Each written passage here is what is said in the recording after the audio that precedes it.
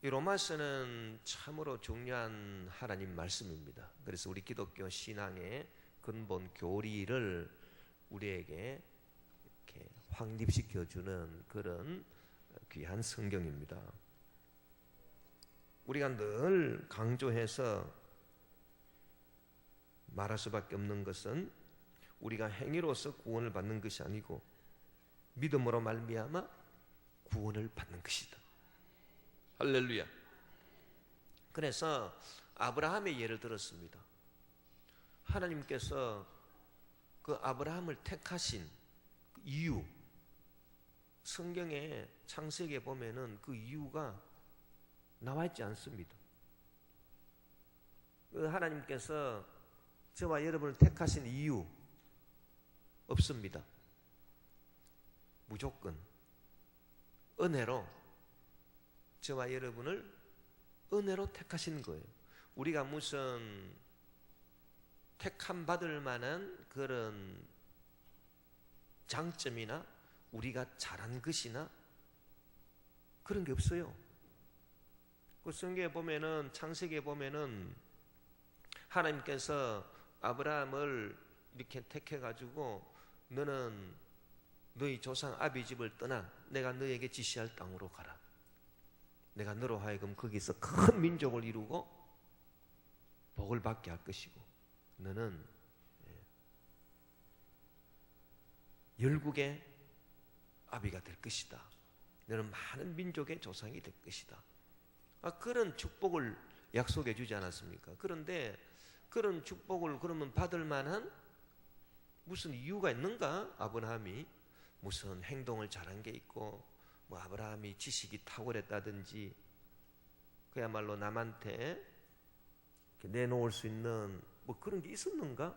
없었다는 것입니다. 뭐 아무것도 없어요. 저와 여러분도 하나님께서 택하시고 구원하신 것이 우리가 무슨 뭐 잘난 것이 아무것도 없습니다. 그래서 하나님의 선택은 무조건 선택이라고 하는 것입니다. 할렐루야. 그것이 바로 은혜입니다. 그래서 하나님께서 선택하신 것도 이제 은혜고요. 하나님께서 우리를 구원하신 것, 축복하신 것 다 이제 은혜지 않겠습니까? 그러면 우리가 행위로 말미암아 하나님 앞에 선택받고 뭐 어렵다 하면 어렵고 치료받고 축복받고 그런 게 아니고, 그러면 우리가 무엇으로 말미암아 하나님으로부터 어렵다함을 얻게 되고 구원을 받게 되고 치료를 받게 되고 축복을 받게 되느냐? 그것은 바로 믿음인 것입니다.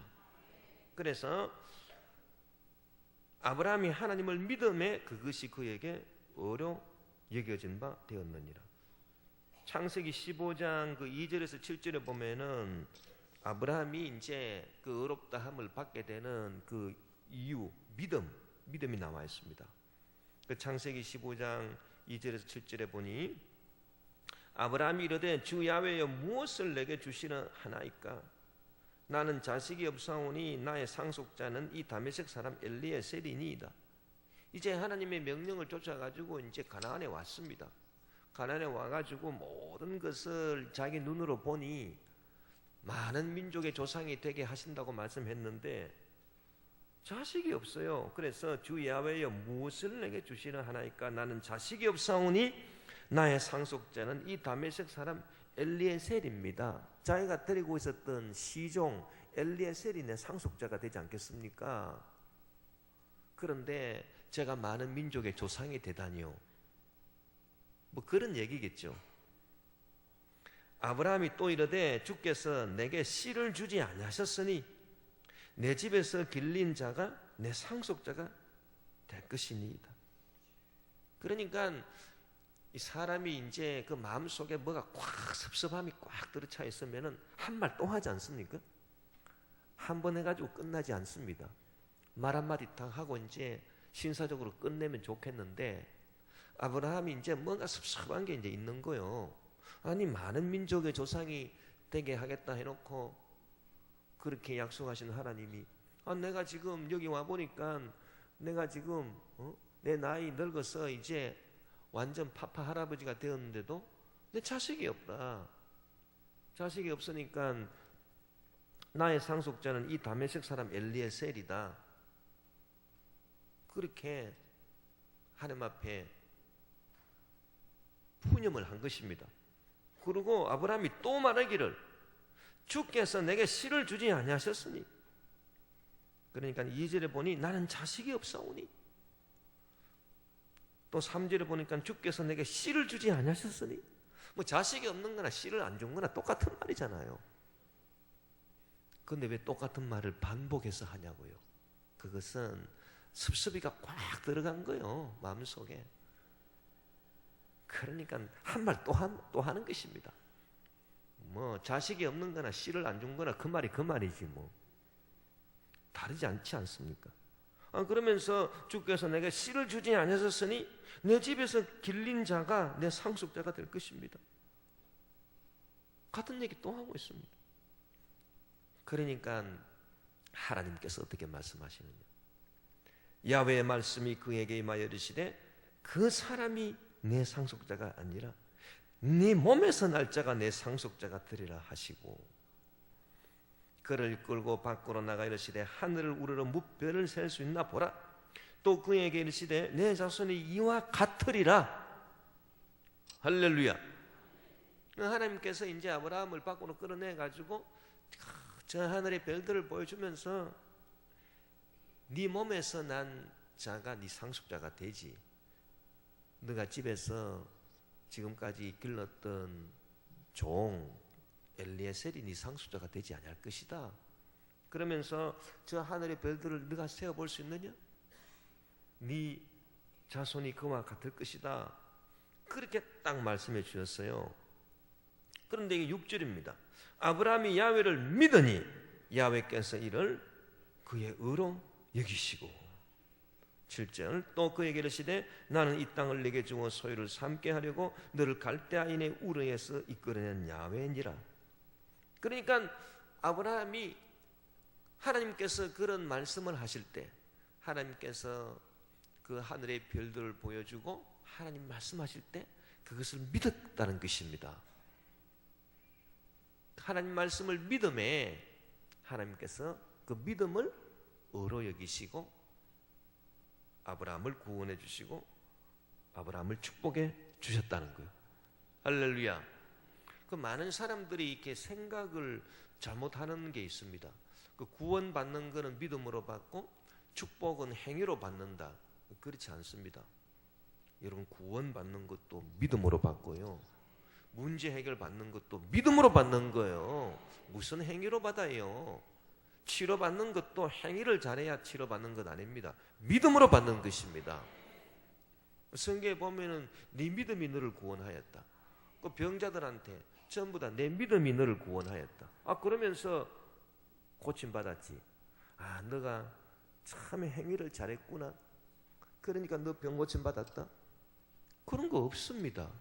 여러분, 우리는요 아무리 이렇게 애를 쓰고 뭐 거룩하게 살려고 자기가 노력한다 하더라도 그 하나님이 보실 때는 우리의 의는 다 누더기 같습니다.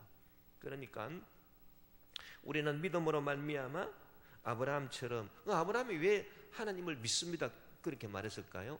이제 하늘의 별들을 쫙 보여주니까 막 별에 막 환상이 막 들어와 가지고요, 여러분, 사람이 이 환상이 마음속에 딱 생기게 되면 믿음이 생기는 것입니다. 성령의 환상, 할렐루야. 성령으로 환상을 보여주기 위해서 하나님께서 아브라함을 밖으로 이끌어내 가지고 하늘의 별을 보게 하신 것입니다.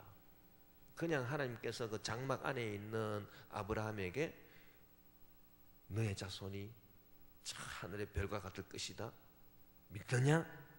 이 말을 믿느냐? 그렇게 말한 것이 아니고요, 아브라함을 이끌어내 가지고 저 하늘의 별들을 보여주면서 네 자손이 저와 같으리라. 너가 그 별을 셀 수 있는가 한번 세아래 보아라. 그러면서 너의 자손이 저 하늘의 별과 같으리라. 그러니까 막 별을 막 보면서 그 바라봄의 법칙 아닙니까? 별을 보면서 막 마음속에 꿈이 생기고 환상이 생겼습니다. 그래서 내가 믿습니다. 믿음을 고백하니까 그 믿음을 의로 여기시고 하나님께서 아브라함에게 축복을 해주신 것입니다. 그래서 하나님께서 우리에게 베풀어 주시는 구원도 믿음으로 받고요, 치료도 믿음으로 받고, 또 문제 해결도 믿음으로 받고, 천국도 믿음으로 받고, 행위를 잘해서 구원받고 또 뭐 축복받고 치료받고 그런 건 하나도 없습니다. 그래서 오직 믿음. 그러니까 믿음 앞에는 붙는 수식어가 있는데 믿음과 뭐 다른 것이 아니고요, 오직 믿음. 할렐루야. 그래서 나의 의는 오직 믿음으로 말미암아 살리라. 그래서 우리는 이 참된 믿음이 참 귀하다라고 하는 것을 알아야 될 것입니다. 그래서 행위를 잘해서 구원을 얻었다면은 그 구원이 보수다, 보수. 그 행위를 잘한 것에 대한 보수로 주어지는 거예요. 그러나 우리가 행위로서 구원받는 것이 아니고 믿음으로 우리가 구원받기 때문에 은혜로 구원받는 것이다. 그래서 우리는 보수로 뭐 되는 게 없어요.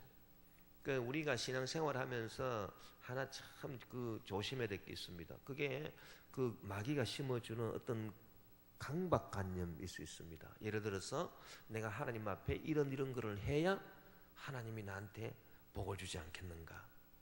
뭐 내가 하나님 앞에 나와서 내가 헌신하고 충성해야 복을 받지.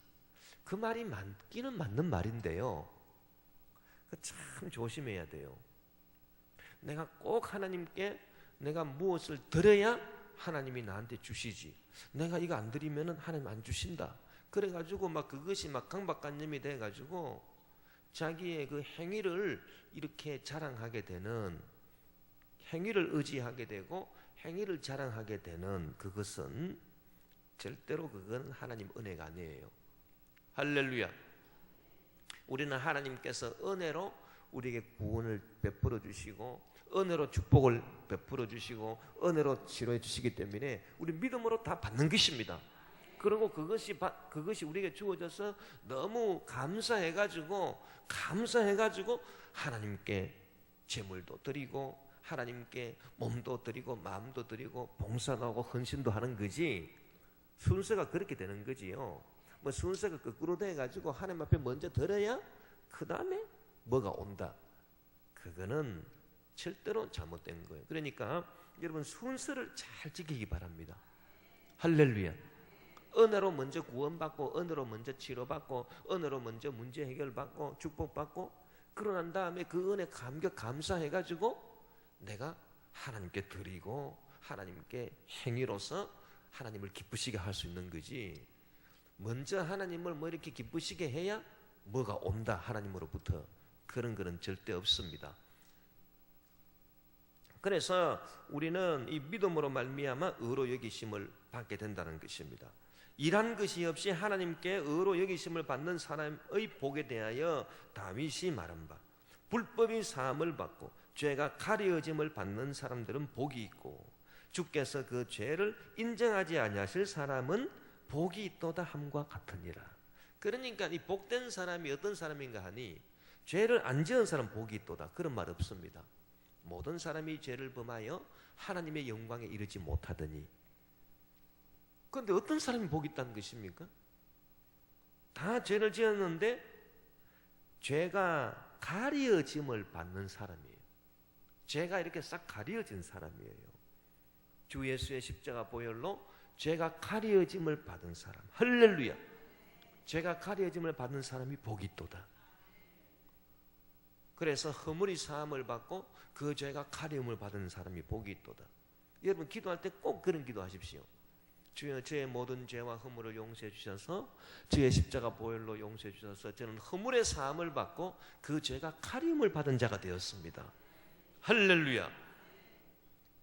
그리고 주님께서 그 죄를 인정하지 아니하실 사람은 복이 있도다. 그리고 죄를 안 지은 사람이 복이 있다가 그게 아니고요, 모든 사람이 죄를 지어 범하여 하나님의 영광에 이르지 못했으나 주께서 그 죄를 인정하지 아니할 사람이 복이 있다. 죄를 지었지만은 주님이 인정을 안 해버린다는 것입니다. 너는 죄인이다, 그렇게 인정을 안 해요. 죄인이라고 인정을 안 할 사람은 복이 있도다. 우리는 다 그런 복된 사람들이 다 되시기를 주 이름으로 축원합니다. 할렐루야. 예. 그래서 우리가 이 구원받고 용서받고 치료받고 축복받고 하는 이 모든 것이 이제 그 하나님의 은혜로 우리가 값없이 받게 되는 거고, 그 하나님의 은혜를 믿음으로 말미암아 믿음으로 이제 받게 되는 것인데, 그러면 도대체 우리는 행위는 전혀 할 필요가 없는 것인가? 뭐 믿기만 하면 되는 것인가? 그런 의문을 우리가 이제 생각할 수가 있습니다.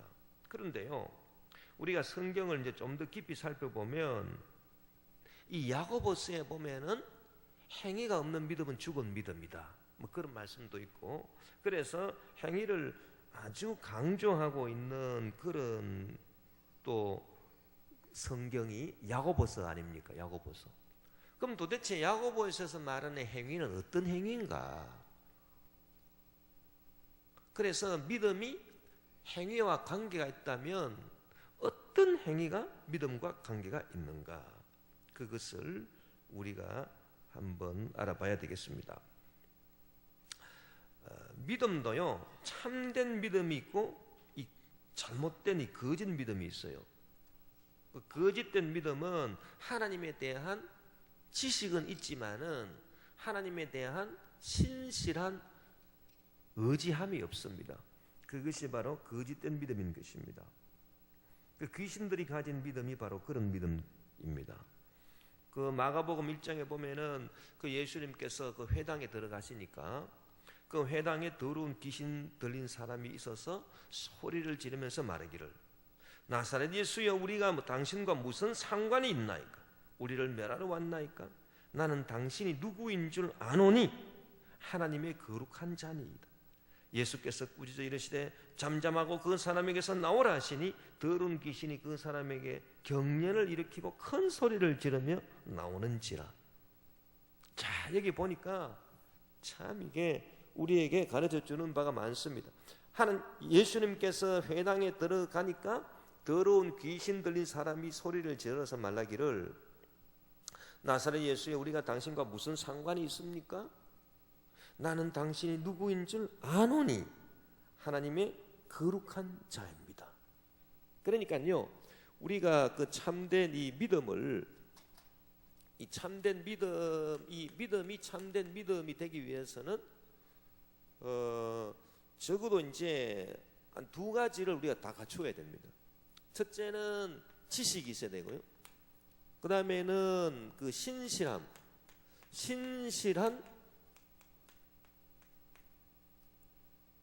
의뢰. 그러니까 그 의지하는 거, 하나님을 의지하는, 하나님을 신실하게 의뢰하는 거, 이 두 가지가 다 있어야 돼요. 자, 예수 그리스도가 누군지 모릅니다. 누군지 몰라요. 지식이 없어요. 그러면은 믿을 수 있어요, 없어요? 자, 예를 들어서 300년 전에 이 한반도에 복음이 전파되기 전에, 그때 복음 전환자가 없었습니다.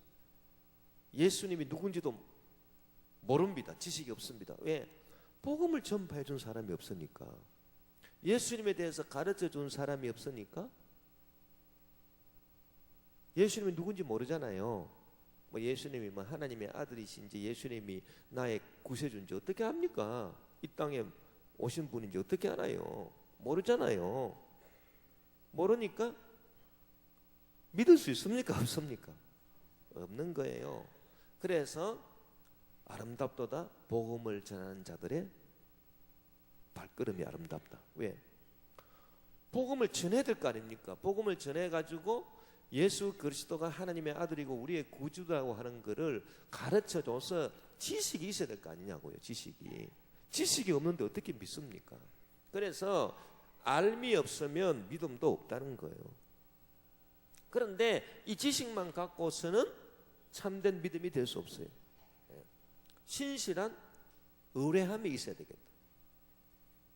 그러니까 마가복음 6장에 나오는 그 회당 안에 그 귀신 들린 귀신, 이 귀신은 나는 당신이 누구인 줄 아노니, 그 예수님에 대해 가지고 잘 알고 있었다는 게 귀신이니까. 귀신이 얼마나 잘 알겠습니까? 우리보다 훨씬 더 잘 알지요. 우리가 예수님 아는 것보다 귀신이 훨씬 더 귀신이 귀신같이 알지 않겠습니까? 그래가지고 너무 막 잘하는 거요. 나는 당신이 누구인 줄 압니다. 그런데 알기는 아는데 우리와 당신이 무슨 상관이 있나이까? 알기는 알지만은 주님을 신실하게 의뢰하지 않습니다.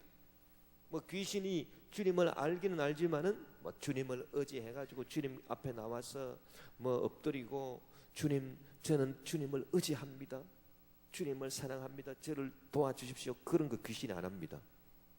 그러니까 신실한 의뢰함이 없기 때문에 이건 바로 귀신들의 믿음이 잘못된 믿음이라고 하는 거예요. 여러분, 귀신 들린다라고 하는 거 잘 들으십시오. 이게요, 제가 이제 기도하면서 우리 다 그렇습니다. 기도하면서 영적 세계로 들어가 보면요, 이 귀신이 무슨 귀신 들린다 그러면은 입에 거품 물고 막 쓰러지고 막 허부적대고 그런 것만 여러분 귀신인 줄 알면은 정말 오산이에요. 그러면 능력 있는 신앙생활을 할 수 없고 절대 병 고침 못 받고요, 문제 해결 안 됩니다. Everybody, 모든 사람에게 귀신이 역사합니다. 어떤 사람? 예수님에 대해서 알고는 있지만은 예수님을 진짜 의지하는 믿음이 없는 거예요. 예를 들어서 내가 주님 앞에 나와서 기도하면 주님이 반드시 응답해 주신다는 신실한 의뢰함이 없어요. 의뢰함이 없고 그저 교회 다니면서 듣기만 해가지고 알기만 알아요. 예수님은 하나님의 아들이다, 예수님은 구세주다, 예수님은 나를 위해서 십자가에 못 박혀 죽으셨다. 알기는 잘 압니다. 그런데 알기는 잘 아는데 의뢰하지를 않습니다. 의지하지를 않습니다. 신실하게. 그러면은 다 그게요, 귀신 역사예요. 그게 다 귀신이 들어간 겁니다. 그거는. 왜? 귀신들이 지금 그렇게 고백하지 않습니까? 나는 당신이 누구인 줄 아노니? 당신은 하나님의 거룩한 자입니다. 알기는 아는데 귀신이 예수님을 의지합니까? 예수님 앞에 나와서 회개하고 예수님 보고 문제 해결할 줄 믿습니다. 의지합니까? 안 하잖아요. 그러니까 예수님이 누군지 알기는 알아도요, 예수님께 와가지고 기도 안 하고 기도해봤자 무슨 응답이 있겠노, 이렇게 생각하지 않습니까? 전부 다 귀신 들린 거예요. 그게 다 무슨 귀신 들다 하니까 막 거품 물고 쓰러지고 그런 것만 귀신 들린 줄 아십니까? 절대 아닙니다. 그래서 모든 사람들이요, 그러니까 그 믿음이 약한 거, 믿음이 약해가지고 하나님, 예수님에 대해서 지식이 없다든지, 안 그러면 지식은 있지만은 참된 이렇게 의지함, 의뢰, 신실한 의뢰함, 이게 없다든지, 전부 다요, 잘못된 믿음이에요. 그래서 우리는 주님 앞에 나올 때 뭐를 믿어야 됩니까?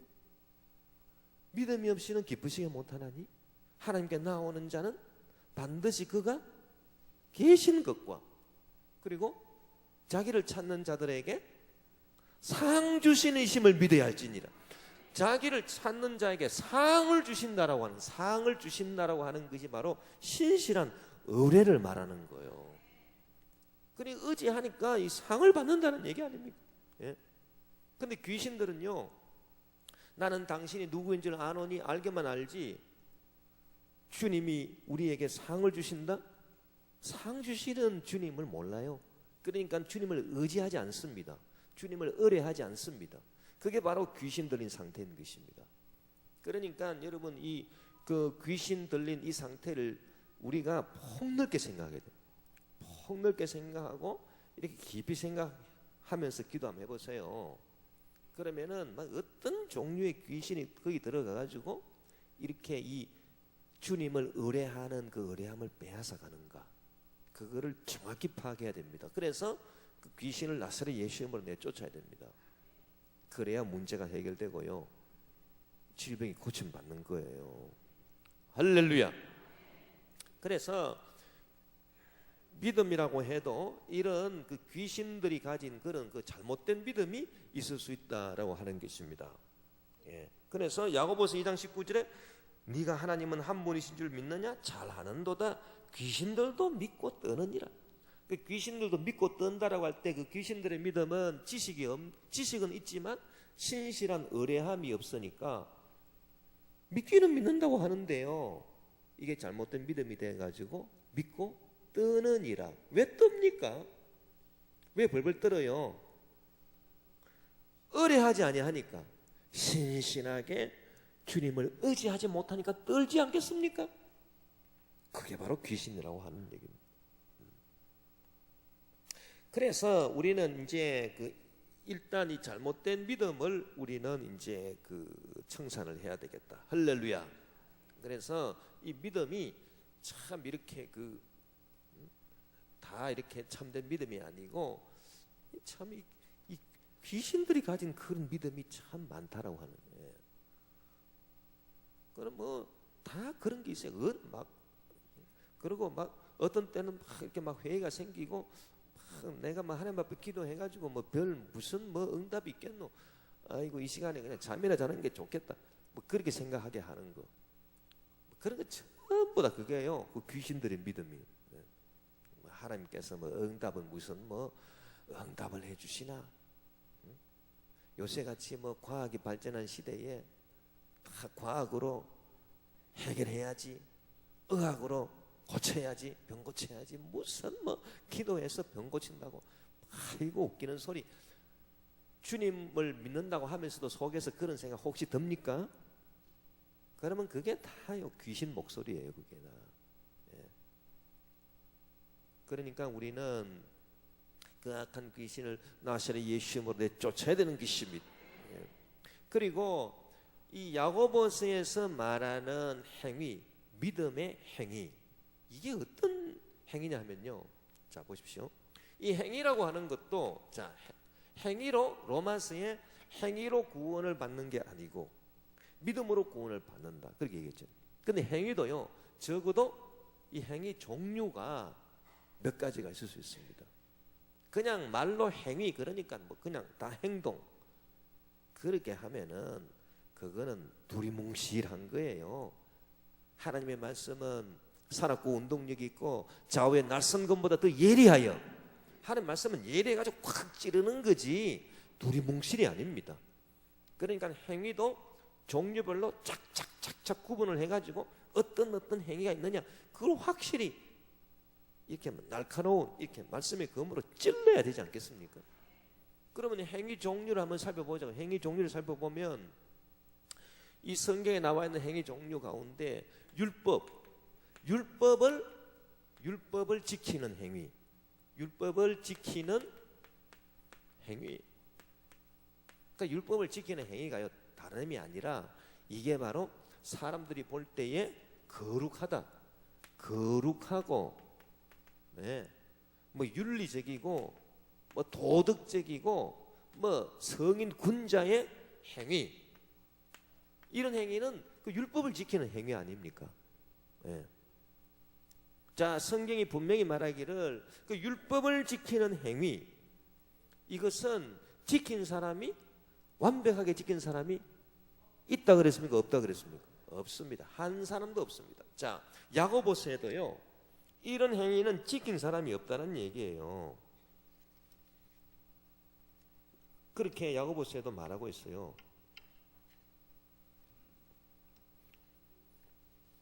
자, 야고보서 2장 10절 11절에 보면 누구든지 온 율법을 지키다가 그 하나를 범하면 모두 범한 자가 되나니 간음하지 말라 하시니까 또한 살인하지 말라 하셨은즉 내가 비록 간음하지 아니하여도 살인하면 율법을 범한 자가 되느니라. 그러니까 그 하나님의 그 율법은 365일 동안 659개의 그 율법을 지켜야 되는 거 아닙니까? 그래가지고 613개의 율법인데 그 율법 중에 모든 걸 다 지켜 612개를 지키 그러나 하나를 그냥 안 지킨다. 그러면 법을 지킨 거예요? 안 지킨 거예요? 안 지킨 거예요. 예. 그러니까 이런 율법을 다 이렇게 완벽하게 그냥 613가지의 율법을 하나도 어김없이 완벽하게 지킨 사람은 없다. 그래서 이런 계명은 지켰지만 예를 들어서 뭐 도둑질하지 말라라고 하는 계명은 지켰지만 살인하지 말라 그거는 남을 미워함으로써 살인한 그 죄를 저질렀다. 간음하지 말라 그 계명은 지켰지만은 살인하지 말라 그 계명은 어겼다. 남을 미워함으로써 살인해버렸다. 그러니까요 모든 율법을 다 지켜야지 하나만 딱 안 지켜도 율법은 지키는 게 아니에요. 그러니까 이 율법을 지키는 행위로서 거룩한 행위, 윤리도덕적 행위로서 구원을 받을 수가 있습니까? 없습니까? 없다는 거예요. 그래서 이런 행위는 구원과 연결이 안 됩니다. 그 많은 그 이단들 중에요 아주 교모한 그런 그 이단들이 있어가지고 그 윤리적으로 도덕적으로 이렇게 행위를 잘해야 구원을 받지. 그 예수 믿는다고 그냥 뭐 괜찮만으로 뭐 돌아다니면서 구원 받겠나? 그렇게 말하는 이단들이 왕왕 있습니다. 예, 그 조심해야 돼요. 좌우지간 이런 종류의 행위로 구원과 연관시키는 것은 전부 다 그건 잘못된 거예요. 자, 그 다음에는 어떤 행위가 있나요? 행위. 잘 보세요. 이런 행위 말고 거룩한 뭐 성인 군자 뭐 그런 행위 말고요. 또 무슨 또 행위가 있어요?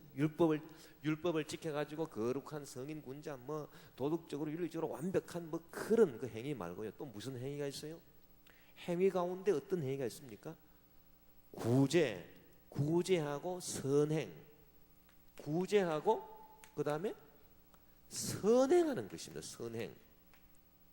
구제하고 선행하는 행위가 있을 수 있죠.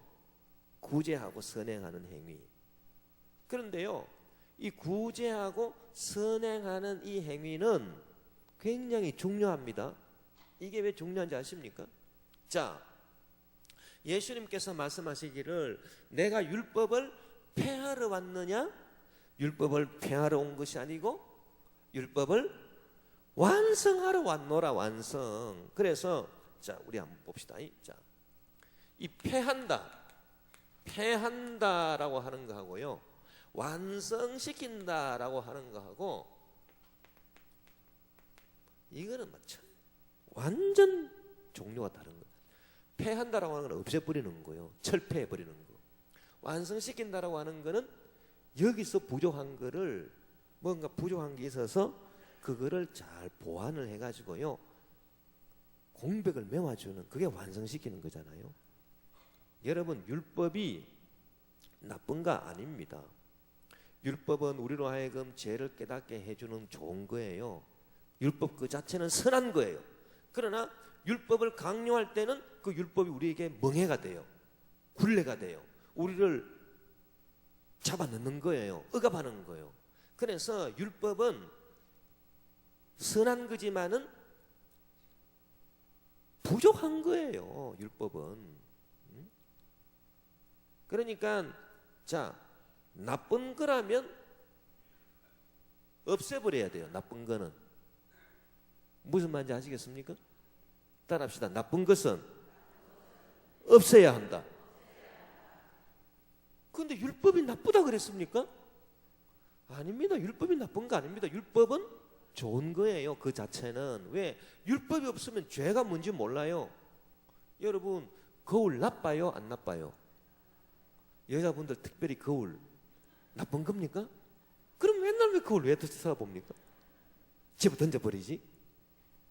거울 그 자체 좋은 거예요. 왜? 거울이 있어야 어디 때가 묻고 그냥 주름이 하나 더 늘었구나. 여기 좀 땜빵을 좀 해야 되겠다. 그런 거 알 수 있는 거 아닙니까? 그와 마찬가지로 율법은 거울이라. 거울을 딱 보고 내가 이런 죄를 지었네. 내가 이런 죄가 있네. 아이고 이렇게 내가 참 초하네. 그거 알게 해주는 율법, 그것은 선한 것이기 때문에 율법을 없애서는 안 됩니다. 그러나 그 율법을 우리에게 율법이 강요가 될 때는 사람이 율법을 다 지키지 못하는데 우리에게 족사가 되죠. 그러니까 율법은 나쁜 것은 아니로되 그것을 정확하게 말하면 부족하다는 거예요. 그러니까 율법이 그냥 부족한 거예요. 율법이 그냥 요 정도밖에 안 되는 거예요. 선한 것이. 선한 것이 이만큼 좀 부족해요. 그거를 완성시키러 왔다는 것입니다. 무엇으로? 사랑으로. 그래서 사랑은 율법의 완성이니라.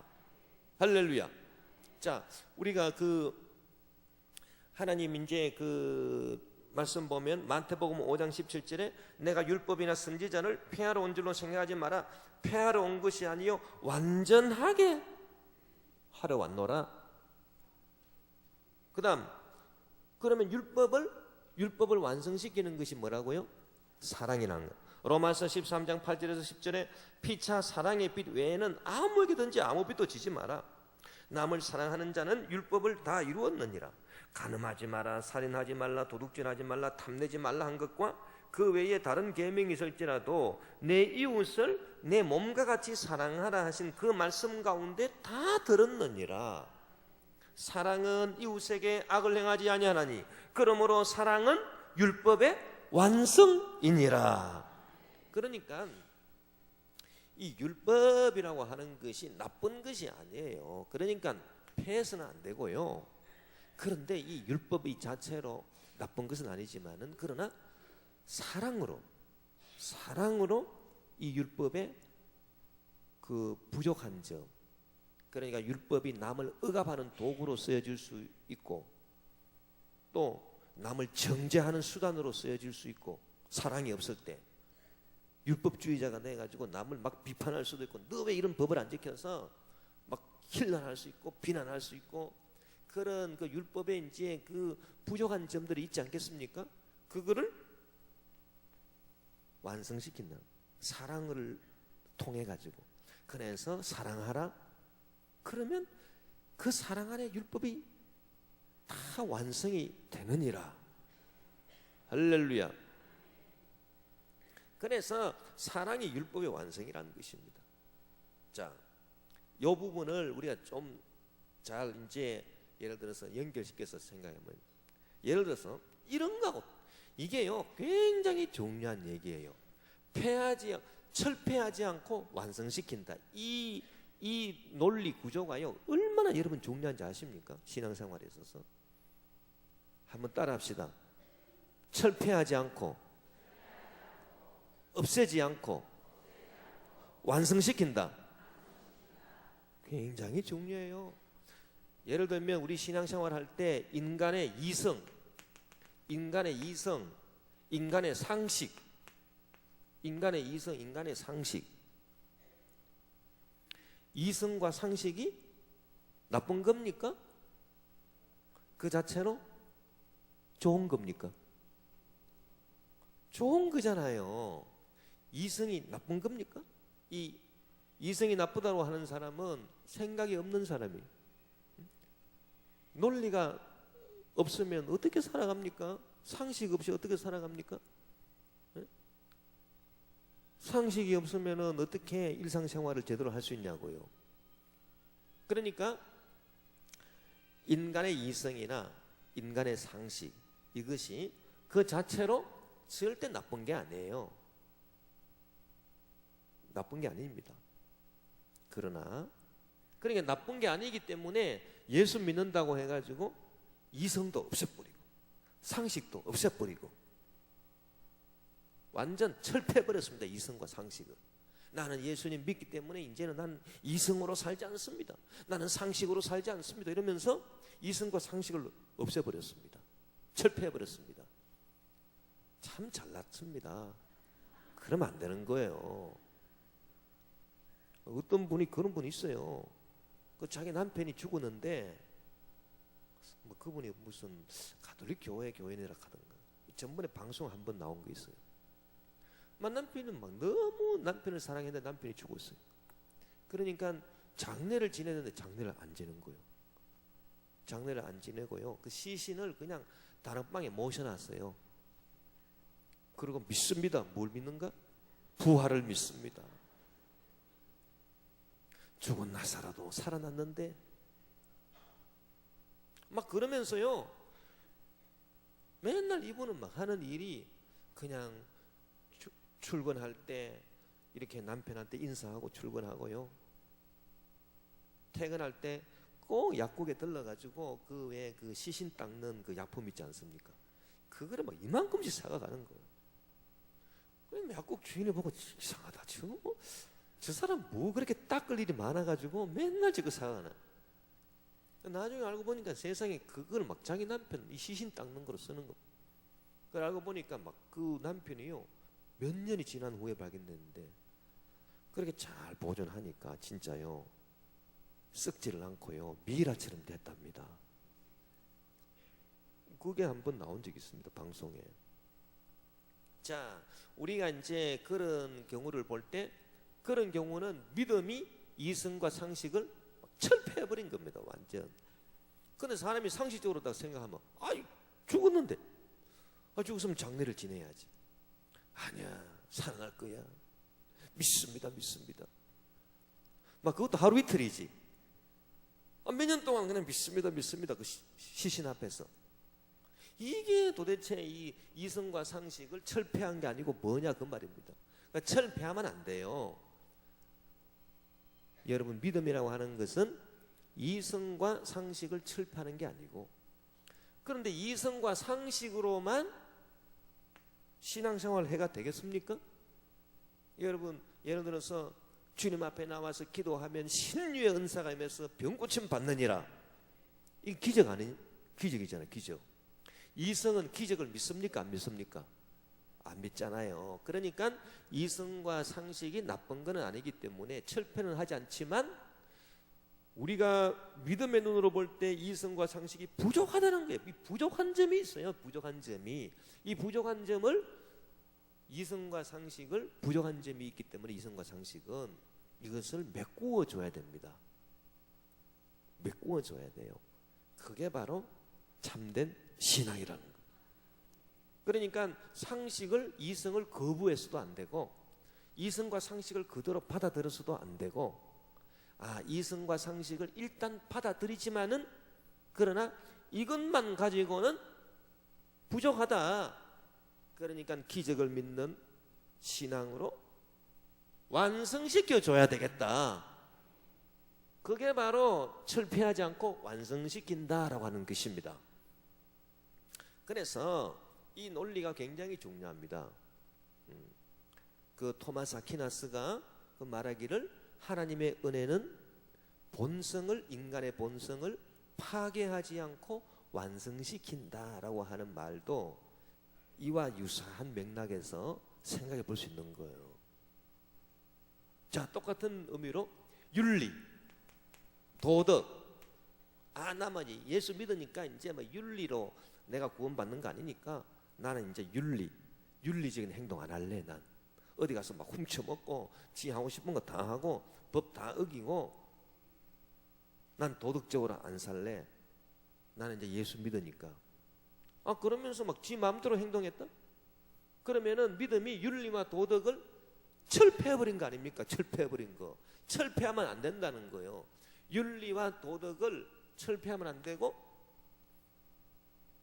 윤리, 도덕을 받아들이되, 그러나 윤리와 도덕은 구원에 이르게 하는 그건 아니라는 거예요.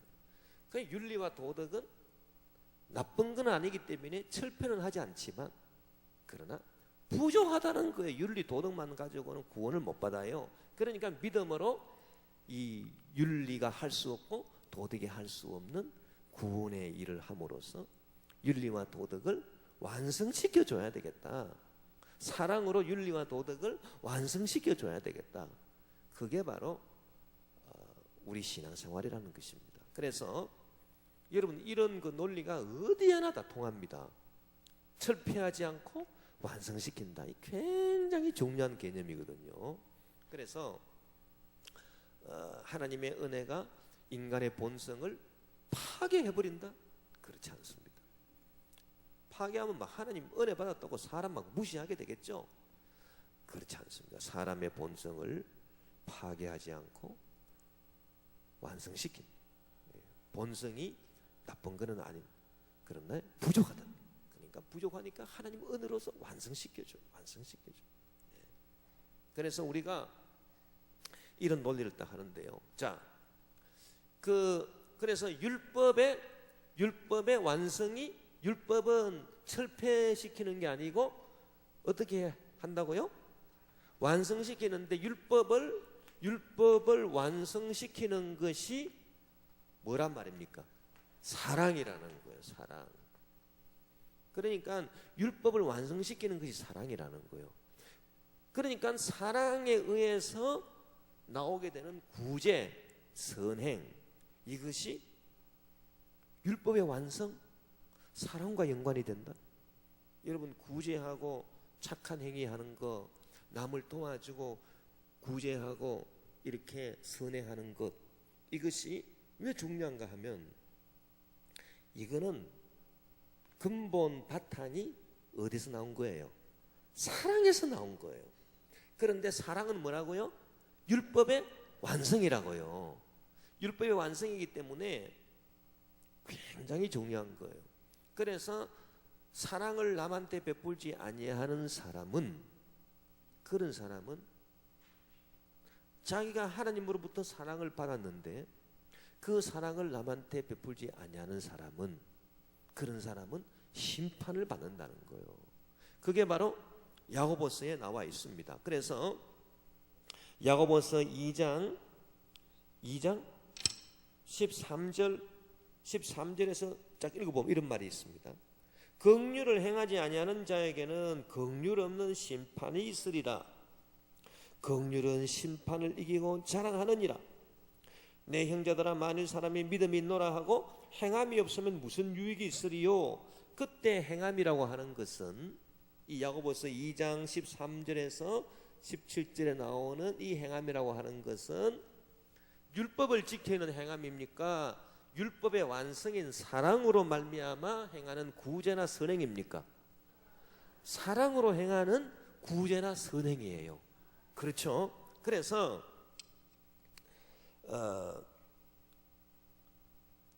그런 행함이에요. 믿음이 있노라 하고 행함, 사랑의 실천 행함이 없으면 무슨 유익이 있으리요? 그 믿음이 능히 자기를 구원하겠느냐? 만일 형제나 자매가 헐벗고 일용할 양식이 없는데 너희 중에 누구든지 그에게 이르되 평안히 가라, 덥게 하라, 배부르게 하라 하며 그 몸에 쓸 것을 주지 아니하면 무슨 유익이 있으리요? 이와 같이 행함이 없는 믿음은 그 자체가 죽은 것이라.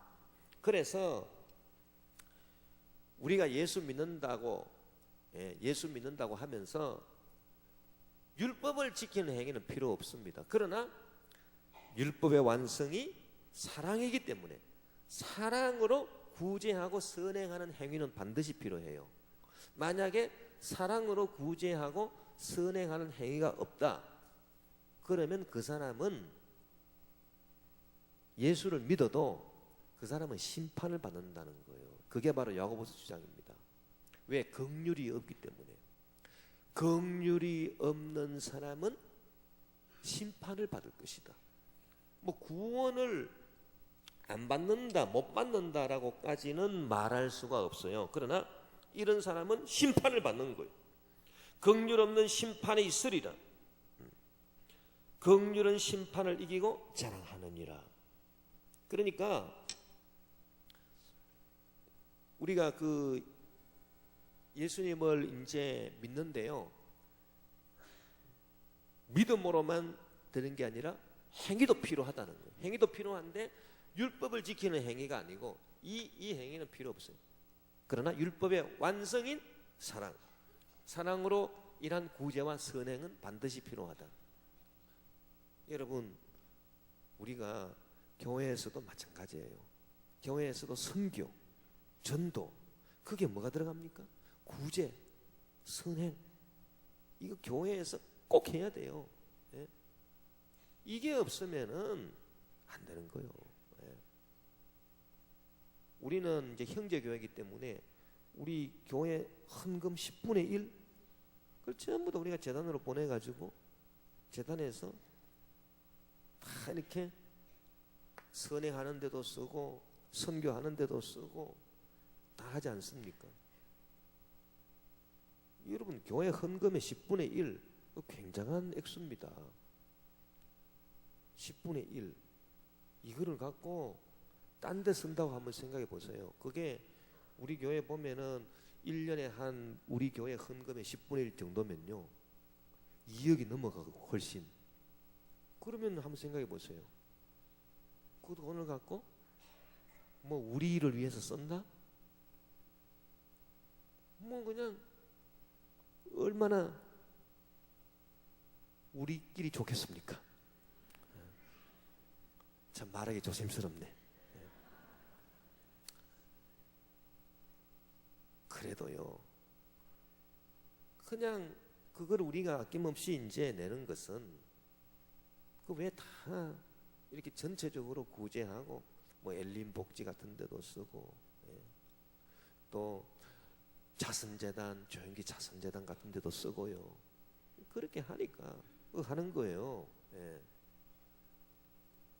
그런데 이건 반드시 필요해요.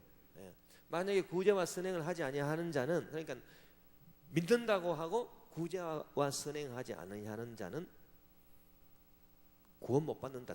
그렇게까지 극단적으로 말할 수는 없지만 그러나 심판받는다 그랬습니다. 야고보서에 긍휼이 없는 심판이 기다리고 있으리라. 어떤 심판을 받을지는 나중에 그냥 하나님이 알아서 하실 것이고, 그래서 굉장히 중요하다는 것입니다. 무조건. 그러니까 행위를 우리가 이렇게 볼 때에 이런 행위가 아니고 이 행위는 굉장히 중요한 행위다. 그러고요, 진짜 행위가 있어요. 꼭 해야 될 행위. 요 행위를 안 하면은 진짜 그거는 믿음이 없는 거하고 똑같은 그런 행위가 있습니다. 그게 무슨 행위인지 아십니까? 자, 그 행위가요, 야고보서 2장 20절에서 26절에 나와 있습니다. 행위 종류가 많아요. 행위 종류가 세 가지예요. 자, 야고보서 2장 20절에서 26절 한번 읽어봅시다. 시작. 아, 허탄한 사람아, 행함이 없는 믿음이 헛것인 줄을 알고자 하느냐? 우리 조상 아브라함이 그 아들 이삭을 제단에 바칠 때에 행함으로 의롭다 하심을 받은 것 아니냐? 내가 보거니와 믿음이 그의 행함과 함께 일하고 행함으로 믿음이 온전하게 되었느니라. 이에 성경이 이른 바 아브라함이 하나님을 믿으니 이것을 의로 여기셨다는 말씀이 이루어졌고 그는 하나님의 벗이라 칭함을 받았나니 이로 보건대 사람이 행함으로 의롭다 하심을 받고 믿음으로만은 아니니라. 또 이와 같이 기생 라합이 사자들을 접대하여 다른 길로 나가게 할 때에 행함으로 의롭다 하심을 받은 것이 아니냐. 영혼 없는 몸이 죽은 것 같이 행함이 없는 믿음은 죽은 것이니라. 여기에 보면은 또 다른 종류의 행위가 나오고 있습니다. 그게 무슨 행위일까요? 믿음에 따르는 행위가 있다는 거예요. 믿음에 따르는 행위. 이거는 율법을 지키는 행위가 아니고요, 믿기 때문에 행위하는 그 행위라는 겁니다. 자, 예를 들면 오늘 오후에 비가 올 것을 믿습니까? 믿습니까? 진짜 믿었냐고요. 진짜 믿었으면 우산 갖고 왔지. 그 뭐 이런 얘기 있지 않습니까? 막 비가 너무 안 와가지고 막 그 시골 교회에서 막 비 오게 해달라고 막 기도회가 열려요. 그러면서 막 비 주실 줄 믿습니다. 주님 비를 주실 줄 믿습니다. 그리고 이제 기도회 마치고 이제 나가는데 막 목사, 장로, 뭐 집사 전부 다 이제 나한테 보니까 비가 막 쏟아지는 거예요. 이야, 하나님 진짜 우리 기도 응답하셨다. 그런데 전부 다 집에 못 가는 거예요. 우산이 없어가지고. 그런데 조그만 소녀가 우산 착 펴고 착 가더랍니다. 그래서 놀래가지고, 야, 너 어떻게 우산 챙겨왔니? 그러니까, 아니 당연히 비 올 줄 믿으면 우산 챙겨와야죠. 그 우산을 챙기는 행위, 그걸 말합니다, 여러분. 그게 바로 믿음에 따르는 행위예요. 그러니까요, 아니 진짜 뭐 기도해가지고 기도하고 구한 것은 받은 줄로 믿으라. 그러면 믿으면 그 믿음에 따르는 행위가 나와야 될 거 아닙니까? 그런데 그런 행위가 없으면 그 믿음은 몸없는 영혼처럼 죽은 것이다, 그 말인 것입니다. 그러니까요, 이 믿음에 따르는 행위, 이것은 굉장히 중요한 행위다.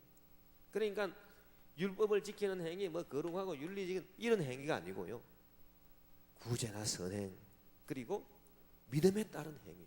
그래서 이제 성경에도 두 예를 들었습니다. 첫째가 아브라함.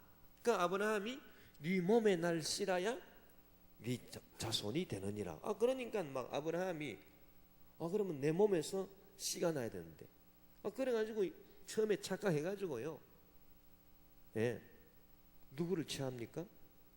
그 사라의 말을 듣고 하갈을 취하지 않습니까? 왜? 자기 몸에서 나야 네 씨라 그래. 그걸 믿으니까 그 믿음에 따른 행위를 했다는 것입니다. 그 나중에 하나님께서 그래 이스마엘을 낳았는데, 하나님께서 이스마엘은 너의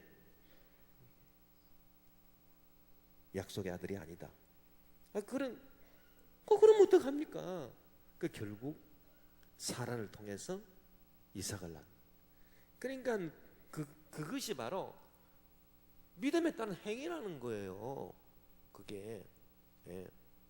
네 몸에서 날 씨라야 네 후손, 네 자손이다. 그러니까 처음에는 이제 자기 몸에서 나지 아니한 엘리에셀 종을 갖다가 자기 후계자로 삼으려고 했는데, 그게 아니다. 네 몸에서 나야 돼. 그러니까 아브라함이 그 말을 믿고 행위로 옮겼다는 것입니다. 그게 야고보에서 말하는 의로 여김 받았다는 것이고, 그 다음에 중요한 얘기가 또 있는데, 기생 라합이 사자들을 접대하여 다른 길로 나가게 할 때에, 자, 그 여리고를 정탐하러 온 이스라엘의 두 정탐꾼이 있었지 않습니까? 그 두 정탐꾼들을 이 기생 라합이 숨겨두었습니다.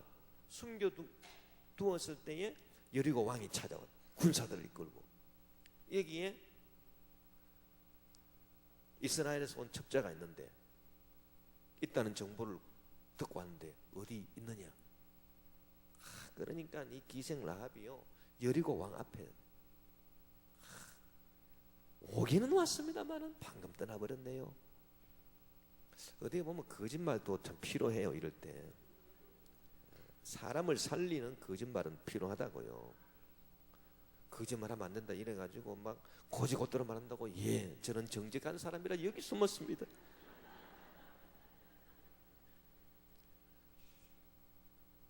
그러면 안 되고요. 그러니까 왕이 그러냐고, 지금 빨리 한번 가보십시오. 한술 더 떠가지고. 그러면 뒤따라갈 수 있을 겁니다. 그래가지고 왕과 그의 군사들을 싹 다 돌리고 나오시오. 그래가지고 잘 접대를 해주고 며칠 동안 숨어 있다가 저 산에 숨어 있다가 그렇게 나가라고 행동 거지까지 다 알려주고, 그렇게 했단 말입니다. 자, 그거는 왜 그렇게 했을까? 하나님을 믿었다는 것입니다. 야훼 하나님께서 반드시 가나안 이 땅을 점령하시고 여리고성을 점령하실 것을 믿었다는 거예요. 그러면 믿으니까요, 아니 그렇게 되면 어떻게 되느냐? 그렇게 되면 우리는 다 망해야 되는데, 야, 우리 집안이 살기 위해서 내가 이 사람들을 잘 대접해야 되겠구나. 그리고 무사히 이렇게 당신의 진영으로 돌아가게 되면 우리를 특별히 잘 봐줘가지고 우리 집을 구원해 주십시오. 그래서 붉은 줄을 딱 드러내리라. 그 지시를 받지 않습니까? 그러면 이 집은 우리가 파괴하지 아니하겠다. 그러니까 하나님을 믿었다. 하나님께서 가나안을 반드시 점령하시고 그리고 그 여리고를 점령할 것을 기생 라합이 믿었기 때문에 믿음으로 말미암아 그 이스라엘의 정탐꾼들을 숨겨둔 행위가 나왔다는 것입니다. 잘 접대해준 행위가 나왔다는 것입니다. 그러니까 자 보세요. 기생 라합이 정탐꾼을 잘 숨겨둔 행위, 잘 접대해준 행위, 그 행위가 무슨 뭐 거룩하고 뭐 윤리적인 행위입니까? 뭐 율법을 지키는 뭐 행위입니까? 아니라는 거예요. 그것은 믿음으로 나온 행위라는 거예요. 아까 그 소녀처럼 우산을 챙긴 행위, 그게 무슨 뭐 거룩하고 율법 지키는 행위입니까? 율법에 우산을 챙겨라 뭐 그런 거 있습니까? 없잖아요. 자기 믿는 믿음에 따라서 비가 올 것을 믿었기 때문에 거기서 나온 행위라는 거예요. 그러니까 우리가 이 행위는 반드시 있어야 된다는 거예요. 할렐루야. 그래서 그 로마서 1장 17절에 보면 오직 나의 의인은 믿음으로 말미암아 살리라 그랬잖아요. 그 사는 게 바로 이거예요. 그러니까 이 야고보서에 나오는 이 행위가 없는 믿음은 죽은 믿음이라고 하는 그 말하고요. 나의 의인은 오직 믿음으로 말미암아 살리라. 그 로마서 1장 17절에도 믿음으로 말미암아 어떻게 한다고요? 산다 그랬어요. 믿음으로 살리라. 사는 게 여러분 행위 아닙니까? 행동을 해야 사는 거지. 그래서 믿음으로 말미암아 살리라라고 하는 그 로마서 말씀이나 똑같은 이렇게 그 같은 차원의 말씀이에요. 로마서에서 말하기를 오직 나의 의는 믿음으로 말미암아 생각하리라, 그게 아닙니다. 믿음으로 말미암아 뭐 마음속에 꿈을 품으리라 뭐 그것도 아니고 믿음으로 말미암아 살리라. 그래서 행위를 한다. 할렐루야. 그래서 우리는 이렇게 율법의 완성인 구제나 선행, 그리고 믿음에 따른 행위, 이런 행위는 우리가 반드시 우리가 해서 믿음에 이르고 믿음으로 삶으로써 참된 믿음, 참된 믿음을 가져야 되겠습니다. 할렐루야. 그러니까 이제 아까 그 귀신들의 믿음은 주님을 알기는 알지만은 신뢰하지 않기 때문에 믿음에 따른 행위가 나오지 않았습니다. 그게 바로 귀신들의 믿음입니다. 주님을 알기는 알지만은 주님을 신뢰하고 의지하지 않기 때문에 주님을 신뢰하지 않아요. 그냥 알기만 할 뿐이에요. 예수님은 하나님의 아들이다 뭐 주워 들어가지고 알기만 할 뿐이고 주님을 신뢰하는 행위가 나오지 않습니다. 그게 귀신들의 믿음 아닙니까? 그와 마찬가지로 우리가 믿음에 따른 행위가 없으면 안 되겠다. 그 기도하는 것도 믿음에 따른 행위지 않습니까? 내가 믿고 기도하면 응답의 주리라. 기도하고 구하는 것은 받은 줄로 믿어라. 구하면 주실 것이요 찾으라 얻을 것이라. 문을 두드리라 그럼 내게 열릴 것이다. 그 말씀을 믿으니까 기도하고 믿으니까 간구하는 것 아닙니까? 그러니까 기도는 믿음에 따른 행위예요. 할렐루야. 그래서 기도. 그 다음에 예배. 하나님을 잘 이렇게 섬겨야, 하나님을 찬양해야 복을 받는다. 그 말씀을 믿으니까 그래, 오늘은 내가 주님 앞에 나가서 예배를 드려야 되겠다. 예배. 오직 주님을 기쁘시게 하는 그게 예배입니다. 무슨 뭐 인간들을 기쁘게 하는 게 예배 아닙니다. 뭐 사람들 뭐 눈치 보고 그런 게 예배 아닙니다. 뭐 친구가 강남 간다 그러니까 따라서 강남 가고 그런 게 예배 아닙니다. 예배는 오직 살아계신 하나님께 영광 돌리기 위해서 나옵니다. 그게 예배지요. 뭐 예배로 가가지고 뭐 누구 뭐 똑순이 만나고 뭐 그런 게 예배 아닙니다. 예배는 하나님께 영광 돌립니다. 우리가 이처럼 믿음 생활을 확실하게 함으로써 믿음으로 따른 행위로서 주님을 기쁘시게 할 수 있는 저와 여러분 되시기를 주 이름으로 축원합니다. 우리 주여 한번 부르고 통성으로 기도합시다.